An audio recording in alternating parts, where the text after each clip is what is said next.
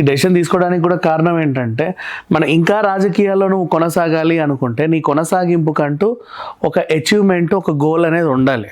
ఆ goal achievement ఉన్నా అది అవ్వుద్ది అనే ఒక స్కోప్ కూడా ఉండాలి. ఏంటంటే ఆ స్కోప్ లేదు. 11 మంది ఎమ్మెల్యేలు ఉన్నారు, వాళ్ళు జస్ట్ ఏదో ఉండాలి కాబట్టి ఉన్నాం అన్నట్టుగా ఉన్నారు.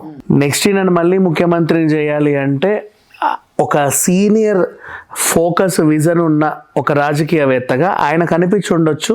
ఇట్స్ హైలీ ఇంపాసిబుల్ అని. సో ఇట్లా ఇంపాసిబుల్ అన్న దగ్గర నేను కొనసాగుతా దేనికోసమో ఏదో చెయ్యాలి. బట్ ఇక్కడ ఉన్నంతకాలం నాకు డ్యూటీ అనేది ఉంటుంది. ఏంటి, ఖచ్చితంగా అవతల వాళ్ళని తిట్టాలి, కరిచేయాలి వాళ్ళని. అది కంపల్సరీ.